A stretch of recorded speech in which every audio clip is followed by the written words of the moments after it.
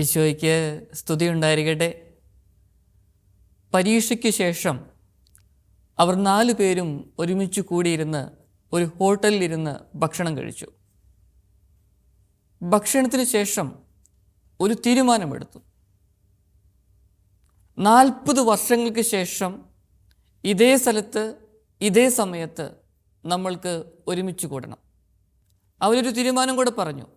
അങ്ങനെ ഒരുമിച്ച് കൂടുന്ന സമയത്ത് ഏറ്റവും അവസാനം വരുന്ന ആൾ ബിൽ പേ ചെയ്യുകയും ചെയ്യണം. ഇതിന് സാക്ഷിയായിട്ട് വെയിറ്റർ അവിടെ ഉണ്ടായിരുന്നു. അദ്ദേഹം അവരോട് പറഞ്ഞു, നിങ്ങൾ 4 സുഹൃത്തുക്കളും എടുക്കുന്ന തീരുമാനം അത് പ്രാവർത്തികമാക്കാൻ പറ്റുന്ന തീരുമാനമാണെന്ന് ഞാൻ വിചാരിക്കുന്നു. കാരണം നിങ്ങളുടെ മുഖഭാഷകൾ അത് വിളിച്ചോതുന്നു. ആയതിനാൽ 40 വർഷം കഴിയുമ്പോൾ ഇങ്ങനെയൊരു കാര്യം സംഭവിക്കുകയാണെങ്കിൽ ഞാനും അതിന് സാക്ഷിയായി തീരും എന്ന്. അങ്ങനെ 40 വർഷങ്ങൾക്ക് ശേഷം അവർ പറഞ്ഞതുപോലെ ഇതേ സമയത്ത് ഇതേ സ്ഥലത്ത് അവർ 3 പേര് ഒരുമിച്ച് കൂടി. 4-മത്തെ ആളെ കാത്തിരിക്കുകയാണ്. അന്നത്തെ വെയിറ്റർ വന്ന് അവരെ സ്വീകരിച്ചിരുത്തി പറഞ്ഞു, ഞാൻ ഈ ഹോട്ടൽ വിലയ്ക്ക് വാങ്ങി, ഇതിൻ്റെ മാനേജരാണ്. അവർ 4-മത്തെ ആളെ കാത്തിരുന്നു, കണ്ടില്ല. പിന്നീട് സാവകാശം അവർ വരുമെന്നുള്ള പ്രതീക്ഷയോടുകൂടെ ഭക്ഷണത്തിലേക്ക് പ്രവേശിച്ചു. ഭക്ഷണമൊക്കെ കഴിഞ്ഞിട്ടും 4-മത്തെ ആൾ എത്തിയില്ല. ബിൽ പേ ചെയ്യാനായിട്ട് മാനേജറുടെ അടുക്കലേക്ക് എത്തി. മാനേജർ പറഞ്ഞു, നിങ്ങളുടെ ഭക്ഷണത്തിൻ്റെ ബിൽ ഓൾറെഡി പേ ചെയ്യപ്പെട്ട് കഴിഞ്ഞു. ഈ തൊട്ടടുത്തിരിക്കുന്ന യുവാവിനെ ചൂണ്ടിക്കൊണ്ട് പറഞ്ഞു, ഇദ്ദേഹം നിങ്ങൾക്കുള്ള ഭക്ഷണത്തിൻ്റെയൊക്കെ ബിൽ പേ ചെയ്തിരുന്നു എന്ന്. ആ യുവാവിനോട് എന്താണ് എന്ന് കാര്യങ്ങൾ തിരക്കി. ആ യുവാവ് അവരുടെ മുൻപിൽ മനസ്സ് തുറന്നു. ഏതാനും ആഴ്ചകൾക്ക് മുൻപ് എൻ്റെ പിതാവ് രോഗിയായി കിടപ്പിലായിരുന്നു. ഈ മീറ്റിങ്ങിൽ വരണമെന്ന് അദ്ദേഹം അതിയായി ആഗ്രഹിച്ചിരുന്നു. സാധ്യമല്ല എന്ന് അദ്ദേഹത്തിന് മനസ്സിലായി. അപ്പോൾ അദ്ദേഹം ഈ ഒരു തീരുമാനത്തെക്കുറിച്ച് എന്നോട് പറയുകയും ഇവിടെ ഇതേ ദിവസം ഇതേ സമയം എത്തണം എന്നതിനെക്കുറിച്ച് എന്നോട് പറഞ്ഞു. അതനുസരിച്ചാണ് ഞാൻ വന്നത്. ഈ പിതാവ് കഴിഞ്ഞയാഴ്ച മരിച്ചുപോയി എന്ന് അദ്ദേഹം ഏറ്റവും വേദനയോടുകൂടെ അവരോട് ഓർമ്മിപ്പിച്ചു. അവരിൽ ഒരാൾ ആ സമയത്ത് പറഞ്ഞു, നമ്മൾ എന്തിനാണ് 40 വർഷം വരെ കാത്തിരുന്നത്? ആ തീരുമാനം അതാണല്ലോ നമ്മുടെ കൂട്ടുകാരനെ നമ്മിൽ നിന്ന് അകറ്റിയത്. 40 വർഷം വരെ കാത്തിരിക്കേണ്ട ആവശ്യമുണ്ടായിരുന്നോ? ഏതാനും വർഷങ്ങൾക്കുള്ളിൽ തന്നെ നമുക്ക് കണ്ടുമുട്ടാൻ എത്രയോ സമയമുണ്ടായിരുന്നു. നമ്മൾ എന്തിനാ ഇത്രമാത്രം കാത്തിരുന്ന് ഈ ഒരു ദിവസത്തേക്ക് മാറ്റിവെച്ചത്? പ്രിയപ്പെട്ടവരെ, ആ ചോദ്യം ഒരു ചോദ്യമായി അവശേഷിക്കുന്നു. ജീവിതം ഹ്രസ്വമാണ്, ജീവിതം ലോലമാണ്, പ്രതീക്ഷകൾ നിറഞ്ഞ ജീവിതമാണ്. പക്ഷേ ഞാനും നിങ്ങളുമൊക്കെ രാത്രിയിൽ ഉറങ്ങാനായി പോകുന്നു. രാവിലെ എഴുന്നേറ്റ് വരണമെന്ന് നിർബന്ധമില്ല. ഒരു യാത്രയ്ക്ക് പുറപ്പെടുന്നു, യാത്ര കഴിഞ്ഞ് തിരിച്ചു വരണമെന്ന് യാതൊരു ഉറപ്പുമില്ല.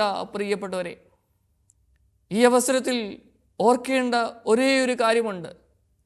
ജീവിതം വളരെ ഹ്രസ്വമാണ്. ഈ ജീവിതത്തിൽ ചില കാര്യങ്ങളൊക്കെ ഉപേക്ഷിച്ചാൽ ഇപ്പോൾ ആയിരിക്കുന്ന അവസ്ഥയിൽ നമ്മൾക്കൊക്കെ സന്തോഷം കണ്ടെത്തുവാനായിട്ട് സാധിക്കും. പ്രിയപ്പെട്ടവരെ, ജീവിതത്തിൻ്റെ തിരക്കേറിയ യാഥാർത്ഥ്യങ്ങളിൽ പോലും നമ്മുടെ ജീവിതത്തെക്കുറിച്ച് ഒന്ന് ചിന്തിക്കാൻ, എൻ്റെ സാന്നിധ്യം എൻ്റെ പ്രിയപ്പെട്ടവർക്ക് സുന്ദരമായി അനുഗ്രഹമായി മാറുന്നുണ്ടോ എന്നതിനെക്കുറിച്ച് ഒന്ന് ചിന്തിക്കാൻ സമയം കണ്ടെത്തണമേ പ്രിയപ്പെട്ടവരെ. ഇനി നമ്മുടെയൊക്കെ ജീവിതങ്ങളിൽ നമ്മൾ ചില കാര്യങ്ങളൊക്കെ പാലിക്കണം പ്രിയപ്പെട്ടവരെ.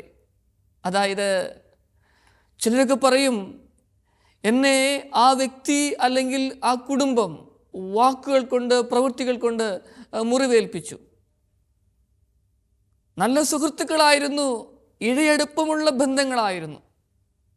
എന്നാൽ വാക്കുകൾ കൊണ്ടും പ്രവൃത്തികൾ കൊണ്ടും മുറിവേൽപ്പിച്ചപ്പോൾ പിന്നെ അടുക്കാൻ പറ്റാത്ത അവസ്ഥ. കുറേ നാളുകൾ കഴിഞ്ഞപ്പോൾ അടുക്കണമെന്ന് ആഗ്രഹം തോന്നി. പക്ഷേ ഇത്രയും നാളുകൾ സമ്മാനിച്ച ആ വൈരാഗ്യം, ദേഷ്യം അതിങ്ങനെ ഒരു ലഹരിയായിട്ട് മനസ്സിൽ കടന്നു. പിന്നെ അവരോടൊന്നും മിണ്ടാനോ സ്നേഹത്തോടെ പെരുമാറാനോ സാധിച്ചിട്ടില്ല എന്ന്. പ്രിയപ്പെട്ടവരെ, എന്തിനാണ് സമയം പാഴാക്കുന്നത്? എന്തിനാണ് ഇത്രമാത്രം കാത്തിരിക്കുന്നത്? കാരണം ജീവിതം ഹ്രസ്വമാണ്. നമ്മുടെയൊക്കെ ജീവിതങ്ങളിൽ ഒരുപക്ഷെ ആരോടെങ്കിലും അകൽച്ചയോ അല്ലെങ്കിൽ ആർക്കെങ്കിലും എന്തെങ്കിലുമൊക്കെ കാര്യങ്ങൾ ചെയ്തു കൊടുക്കാമെന്ന് വാഗ്ദാനമോ ചെയ്തിട്ടുണ്ടെങ്കിൽ, പ്രിയപ്പെട്ടവരെ, നാളത്തേക്ക് നീട്ടിവെക്കരുതേ, ഇപ്പോൾ തന്നെ ചെയ്യുവാനായിട്ട് സാധിക്കട്ടെ എന്ന് പ്രാർത്ഥിക്കുകയാണ് ചെയ്യുന്നത്. ഇനി വാക്കുകൾ കൊണ്ടുള്ള പ്രഹരം, അതിൻ്റെ മൂർച്ച അത് വലുതാണ്. പ്രിയപ്പെട്ടവരെ, നമ്മുടെയൊക്കെ വാക്കുകൾ നിയന്ത്രണ വിധേയമായിട്ട് മാറട്ടെ. ഇനി മനസ്സിലെ ചിന്തകൾക്ക് ഒന്ന് കടിഞ്ഞാണിടാൻ സാധിച്ചാൽ, അതിനെ സുന്ദരമാക്കി മാറ്റുവാൻ സാധിച്ചാൽ, ജീവിതം കുറച്ചും കൂടെ സുന്ദരമായി തീരുകയാണ് ചെയ്യുന്നത്. സുഭാഷിതങ്ങളുടെ പുസ്തകത്തിൽ 16-ാമത്തെ അധ്യായത്തിലെ 32-ാമത്തെ വചനം പറയുന്നത് ഇപ്രകാരമാണ്: ക്ഷമാശീലൻ കരുത്തിനേക്കാളും മനസ്സിനെ നിയന്ത്രിക്കുന്നവൻ നഗരം പിടിച്ചെടുക്കുന്നവനേക്കാൾ വലുതാണ് എന്ന്. പ്രിയപ്പെട്ടവരെ, മനസ്സിനെ ഒന്ന് നിയന്ത്രിച്ചെങ്കിൽ മാത്രമേ നമ്മുടെ വായിൽ നിന്ന് പുറപ്പെടുന്ന വാക്കുകൾ ഭംഗിയുള്ള വാക്കുകളായിട്ട് മാറുകയുള്ളൂ. അങ്ങനെയെങ്കിൽ നമ്മുടെയൊക്കെ മനസ്സിനെ നിയന്ത്രിക്കുവാൻ എന്താണ് ചെയ്യേണ്ടത്? ആ മനസ്സിനെ നിയന്ത്രിച്ചെങ്കിൽ മാത്രമേ വാക്കുകൾ മറ്റുള്ളവർക്ക് ശക്തി പകർന്നു കൊടുക്കുകയുള്ളൂ, പ്രകാശം കൊടുക്കുകയുള്ളൂ, പ്രതീക്ഷ പകർന്നു കൊടുക്കുകയുള്ളൂ. പ്രിയപ്പെട്ടവരെ, മനസ്സിനെ നിയന്ത്രിക്കണമെങ്കിൽ മനസ്സ് ശാന്തമായി തീരണം. മനസ്സ് ശാന്തമായി തീരണമെങ്കിൽ ജീവിതത്തിൽ സന്തോഷിക്കുവാനായി ഞാനും നിങ്ങളുമൊക്കെ സമയം കണ്ടെത്തണം. നാളെ എന്ന് നീട്ടിവെക്കാൻ ഒരു കാരണവശാലും പാടില്ല. എനിക്ക് ബിസിനസ്സിൽ ഏർപ്പെട്ട പല കുടുംബങ്ങളെയും വ്യക്തികളെയും അറിയാം. അവരൊക്കെ പറയാറുണ്ട്, ഓരോ ദിവസവും നല്ല വരുമാനം ലഭിക്കുന്നുണ്ട്, പക്ഷേ പറ്റുന്നില്ല, കൂടുതൽ ലഭിക്കണമെന്ന വലിയൊരു ആഗ്രഹമാണ് നിൽക്കുന്നത്. അതുകൊണ്ട് 24 മണിക്കൂറും ജോലി ചെയ്യുന്നു. ഇത് ഒരു അത്ഭുതകരമായൊരു പ്രതിഭാസമല്ല പ്രിയപ്പെട്ടവരെ. കാരണം 12 മുതൽ 16 മണിക്കൂർ വരെയൊക്കെ ജോലി ചെയ്യും. പിന്നെ ഉറങ്ങാനുള്ള സമയങ്ങളും ലെഷർ ടൈമൊക്കെ ഉണ്ട്. അപ്പോഴും ഒക്കെ ഈ ജോലിയും ജോലി ഭാരവും ഒക്കെ വഹിച്ചുകൊണ്ട് ഇങ്ങനെ മുമ്പോട്ട് പോവുകയാണ് ചെയ്യുന്നത്. ആ ഭാരമൊന്നും താഴെ വയ്ക്കുവാനായിട്ട് സാധിക്കുന്നില്ല. അങ്ങനെയാണെങ്കിൽ മനസ്സ് ശാന്തമാകണമെങ്കിൽ നമ്മൾക്ക് പ്രകൃതിയിലേക്കൊന്ന് ഇറങ്ങുവാനായിട്ട് സാധിക്കട്ടെ. വിദേശ രാജ്യങ്ങളിലൊക്കെ ആയിരുന്നപ്പോൾ അവിടെ കണ്ട ചില കാര്യങ്ങളൊക്കെ എന്നെ വളരെയധികം സ്പർശിച്ചിട്ടുണ്ട്. ആഴ്ചയുടെ അവസാനമോ അല്ലെങ്കിൽ മാസത്തിലൊന്നൊക്കെ ഓരോ കുടുംബങ്ങളും മക്കളുമായി, ഗ്രാൻഡ് പേരൻസുമായി പാർക്കിലേക്ക് പോവുക, കടൽ തീരത്തേക്ക് പോവുക, ചില തടാകങ്ങളിലൊക്കെ പോയി ബോട്ട് സവാരി നടത്തുക, പാർക്കുകളിലൊക്കെ പോയി ചെടികളും വൃക്ഷങ്ങളുമൊക്കെ കണ്ട് ആ പ്രകൃതിയെക്കുറിച്ച് ഒന്ന് ധ്യാനിക്കാനായിട്ട് അല്ലെങ്കിൽ അവരുടെ മനസ്സൊന്ന് റിലാക്സ് ചെയ്യാനായിട്ട് അവർ ശ്രമിക്കുന്നത് ഞാൻ കണ്ടിട്ടുണ്ട്. നമ്മുടെ ഇടയിലും അങ്ങനെയുള്ള ഒരു സംസ്കാരം വർദ്ധിച്ചു വരുന്നുണ്ട്. ദൈവത്തിന് നന്ദി പറയാം. പ്രിയപ്പെട്ടവരെ, മനസ്സിനെ നിയന്ത്രിക്കുവാനായിട്ട് സാധിക്കട്ടെ. മനസ്സിന് കടിഞ്ഞാൺ ഇടുവാൻ സാധിച്ചാൽ ഒരു നഗരം നമുക്ക് പിടിച്ചെടുക്കുവാൻ സാധിക്കും. അതെ, നമ്മുടെയൊക്കെ മുൻപിൽ വലിയ മല പോലെ നിൽക്കുന്ന ചില കാര്യങ്ങളിലെ പ്രതിസന്ധികളിലെ അതിനെയൊക്കെ നമുക്ക് പിടിച്ചെടുക്കുവാനായിട്ട് കരസ്ഥമാക്കുവാനായിട്ട് സാധിക്കും പ്രിയപ്പെട്ടവരെ. മനസ്സ് അസ്വസ്ഥമായി കഴിഞ്ഞാൽ നമ്മുടെ വാക്കുകൾ അസ്വസ്ഥത നിറഞ്ഞതായിട്ട് മാറും. പിന്നീട് അത് ദേഷ്യമായി പുറത്തേക്ക് വരുന്നു. വാക്കുകളുടെ മൂർച്ച കൂടിക്കൂടി ഓരോ പ്രാവശ്യവും വന്നുകൊണ്ടേയിരിക്കുന്നു. നമുക്കറിയാം, ഒരു വാക്കിന് ഒരു മനുഷ്യ വ്യക്തിയെ ഉയർത്താനും തളർത്താനും സാധിക്കുമെന്ന്. ആയതിനാൽ നമ്മുടെയൊക്കെ വാക്കുകൾ ശ്രദ്ധിക്കുവാനായിട്ട് ദൈവം നമ്മെ അനുഗ്രഹിക്കട്ടെ എന്ന് പ്രാർത്ഥിക്കുകയാണ്. സുഭാഷിതങ്ങളുടെ പുസ്തകത്തിൽ 15-ാമത്തെ അധ്യായത്തിലെ 1-ാമത്തെ വചനം പറയുന്നു, സൗമ്യമായ മറുപടി ക്രോധം ശമിപ്പിക്കുന്നു എന്ന്. സ്നേഹമുള്ളവരെ, സൗമ്യമായ മറുപടി അല്ല എങ്കിൽ ആവേശത്തോടെ ദേഷ്യത്തോടെ നമ്മൾ മറുപടി കൊടുക്കുമ്പോൾ അത് എരുതിയിലേക്ക് എണ്ണയൊഴിച്ച അവസ്ഥ മാത്രമാണ് പ്രദാനം ചെയ്യുന്നത്. അങ്ങനെയെങ്കിൽ സൗമ്യമായ മറുപടിയിലൂടെ നമ്മൾക്ക് ബന്ധങ്ങൾ പടുത്തുയർത്തുവാനായിട്ട് സാധിക്കും സ്നേഹമുള്ളവരെ. ഇനി മറ്റൊരു തലമുണ്ട്. അനിയന്ത്രിതമായ കോപം നമ്മുടെ ആരോഗ്യത്തെ സാരമായി ബാധിക്കും. ഏതാനും മാസങ്ങൾക്ക് മുൻപ് ഞാനൊരു ലേഖനം വായിച്ചു. ആ ലേഖനത്തിൽ പറയുന്ന ചില കാര്യങ്ങൾ, അനിയന്ത്രിതമായ കോപം ഓരോ വ്യക്തികളിലും ഉണ്ടാക്കുന്ന മാറ്റങ്ങളെക്കുറിച്ചാണ്. 1-ാമത്തെ കാര്യം പറഞ്ഞു വച്ചിരിക്കുന്നത് ഇപ്രകാരമാണ്: അനിയന്ത്രിതമായി കോപിക്കുന്നവർക്ക് ഹൃദ്രോഗ സാധ്യത കൂടുതലാണ് എന്ന്. ഇനി ഈ ഹൃദ്രോഗ സാധ്യത കൂടുതലുള്ള വ്യക്തികൾ അകാരണമായോ കാരണമായോ കോപിച്ചു എന്ന് വിചാരിക്കുക. പിന്നീടുള്ള ഒരു 2 മണിക്കൂർ സമയം ഭയങ്കരമായ വലിയ ഹൃദയാസ്വാസ്ഥ്യമാണ് അവർക്ക്. അങ്ങനെയാണ് പഠനങ്ങൾ രേഖപ്പെടുത്തിയിരിക്കുന്നത്. ഇനി ഈ ഒരു പ്രയാസം ഇല്ലാത്ത ഒരാളാണ് എങ്കിൽ പോലും ഇങ്ങനെയുള്ള വ്യക്തികൾ കോപിച്ചു കഴിയുമ്പം അവർക്ക് ചിലർക്കാണെങ്കിൽ ഹൃദയത്തിൽ അസ്വസ്ഥതകൾ, വേദനകൾ ഉണ്ടാകുന്നു. ചിലർക്ക് ആണെങ്കിൽ സ്റ്റൊമക്ക്, വയറ് സംബന്ധമായ വേദനകൾ, അസ്വസ്ഥതകൾ ഉണ്ടാകുന്നു. ചിലർക്ക് ഗ്യാസ് ട്രബിളിൻ്റെ അസുഖങ്ങളുണ്ടാകുന്നു. പിന്നെ വലിയൊരു അസ്വസ്ഥതയാണ്, ഒരു സംയമനത്തോടുകൂടെ ആയിരിക്കാൻ പറ്റാത്ത ശാരീരിക അസ്വാസ്ഥ്യമാണ് ഈ അനിയന്ത്രിതമായ കോപം പ്രദാനം ചെയ്യുന്നതിനെക്കുറിച്ചാണ് 1-ാമതായിട്ട് ഈ ആർട്ടിക്കിളിൽ പ്രതിപാദിച്ചിരിക്കുന്നത്. 2-ാമത്തെ കാര്യം പറയുന്നത് ഇങ്ങനെയാണ്: സ്ട്രോക്ക് സാധ്യത വർദ്ധിക്കുന്നു. നമുക്കറിയാം, ഈ തലച്ചോറിൽ രക്തം കട്ടപിടിക്കുമ്പോഴാണ് സ്ട്രോക്ക് ഉണ്ടാകുന്നത് എന്ന്. ചിലപ്പോൾ ദേഷ്യപ്പെട്ട് കഴിയുമ്പോൾ ഭയങ്കര ഭാരമാണ്. അവിടെ ഇത് ഗിൽറ്റ് ഫീലിംഗ് ചിലപ്പോൾ പ്രദാനം ചെയ്യും. അല്ലെങ്കിൽ അവരോടുള്ള ഭയങ്കരമായ ദേഷ്യം നമ്മുടെ മനസ്സിലിങ്ങനെ കിടക്കുക. അങ്ങനെ വന്നു കഴിയുമ്പം സെറിബൽ ത്രോംബോസിസ്, സെറിബൽ ഹെമറേജ്, അത് ബ്രെയിനിൽ ഇങ്ങനെ രക്തം കട്ടപിടിച്ച് അതിലേക്ക് അതിനെ നയിക്കുകയാണ് ചെയ്യുന്നത്. അങ്ങനെ വന്നു കഴിയുമ്പം സ്ട്രോക്കിനുള്ള സാധ്യത 40 മുതൽ 60% വരെ കൂടുതലാണെന്നാണ് പഠനങ്ങൾ പറയുന്നത്. 3-ാമത്തെ കാര്യം എന്ന് പറയുന്നത് ബ്ലഡ് പ്രഷർ, BP കൂടാനുള്ള സാധ്യത കൂടുതലാണ്. കാരണം അവർക്ക് അവരെ തന്നെ നിയന്ത്രിക്കുവാനായിട്ട് പറ്റുന്നില്ല. പിന്നീടുണ്ടാകുന്ന ശാരീരികമായ അസ്വസ്ഥതകൾ. 4-ാമത്തെ കാര്യം വിഷാദ രോഗത്തിന് അടിമപ്പെടുക ചെയ്യുന്നത്. കാരണം എന്താ? ബന്ധങ്ങളൊക്കെ ഇല്ല, ബന്ധങ്ങളൊക്കെ ചിതറിപ്പോയി, ആരുമില്ല, ആരോടും പറയാൻ പറ്റില്ല ഒരു കാര്യം പോലും, ആരും അടുക്കുന്നില്ല. കാരണം എന്താ? പൊട്ടിത്തെറിക്കുന്ന വ്യക്തിയാണ് ആ വ്യക്തി. അതുകൊണ്ട് അദ്ദേഹത്തോട് ഒന്നും പറയാനായിട്ട് പറ്റുന്നില്ല. അങ്ങനെയുള്ള അവസ്ഥ. പിന്നെ യാന്ത്രികതയിലൂടെ, നിസ്സംഗതയിലൂടെ ജീവിതം തള്ളി നീക്കേണ്ട അവസ്ഥയിലേക്ക് എത്തുന്നു. 5-ാമത്തെ കാര്യം, ശരീരത്തിൻ്റെ പ്രതിരോധ ശക്തി നഷ്ടപ്പെടുന്നു. ശരീരത്തിൻ്റെ പ്രതിരോധ ശക്തി നഷ്ടപ്പെടുക എന്ന് പറഞ്ഞു കഴിഞ്ഞാൽ ഭക്ഷണപാനീയങ്ങളോട് അദ്ദേഹത്തിന് അകൽച്ച തോന്നുന്നു. ഇനി അത് മാത്രമല്ല, മനസ്സ് അസ്വസ്ഥമായിട്ട് എടുക്കുന്ന ഏത് ഭക്ഷണ പദാർത്ഥങ്ങളും സന്തോഷം പ്രദാനം ചെയ്യത്തില്ല, ഭയങ്കര അസ്വസ്ഥതയായിരിക്കും. അങ്ങനെ വന്നു കഴിയുമ്പം സന്തോഷത്തോടെ ഭക്ഷണം കഴിക്കുവാനായിട്ട് സാധിക്കുന്നില്ല. എപ്പോഴും ടെൻഷനോടെ, അസ്വസ്ഥതയോടുകൂടിയ മാത്രമാണ് ഭക്ഷണം കഴിക്കുവാനായിട്ട് സാധിക്കുക.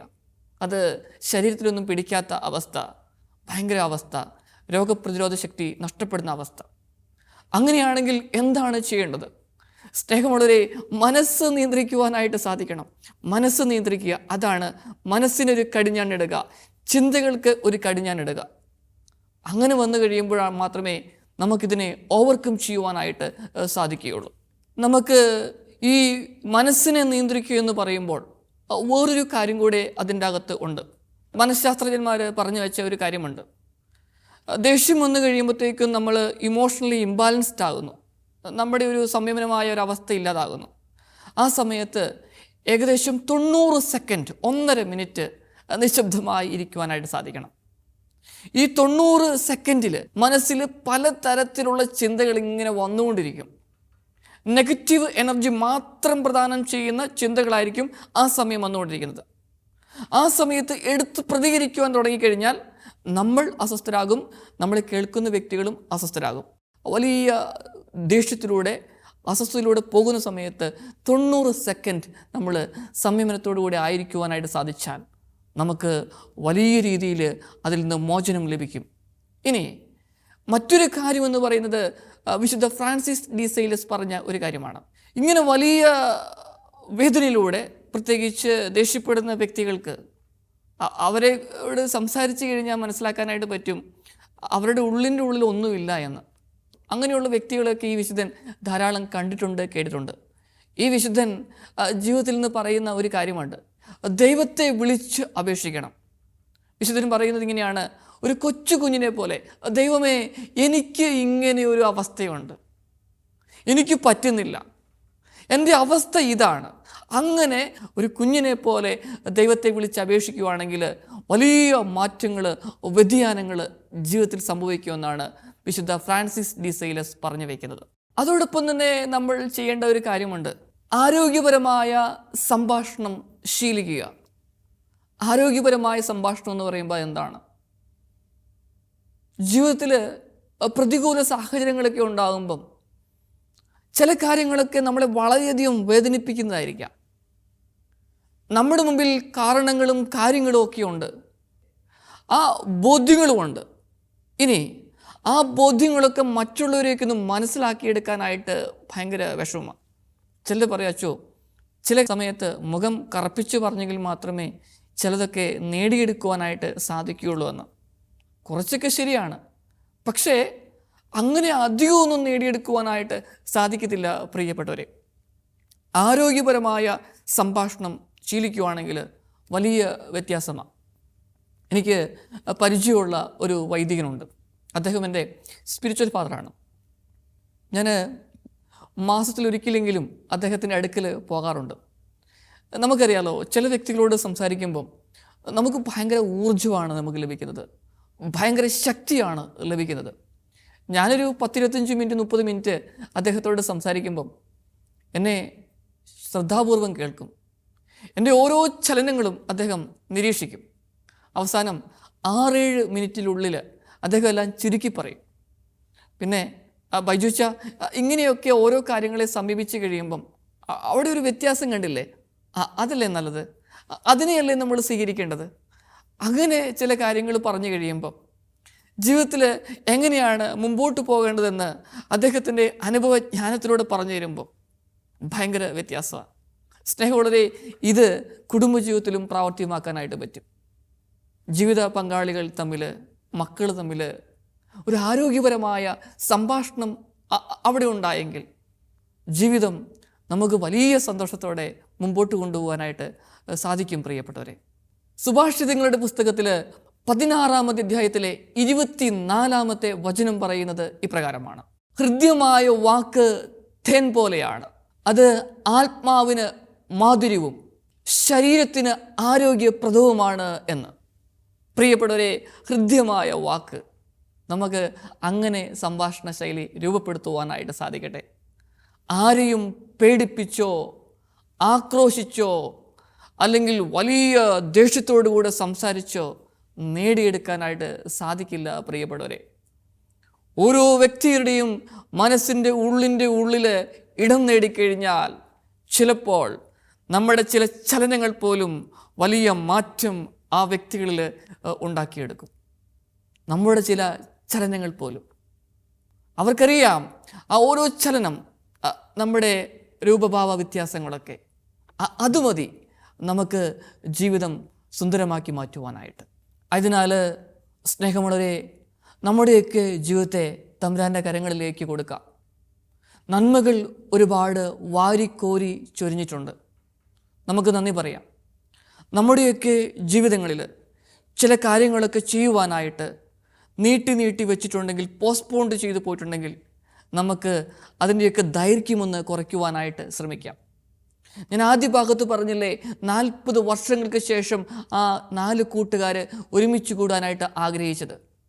അവസാനം പറഞ്ഞ ഒരു കാര്യം എന്താ? എന്തിനാ 40 വർഷം വരെ നമ്മൾ കാത്തിരുന്നത്? അതെ, എന്തിനാണ് പ്രിയപ്പെട്ടവരെ?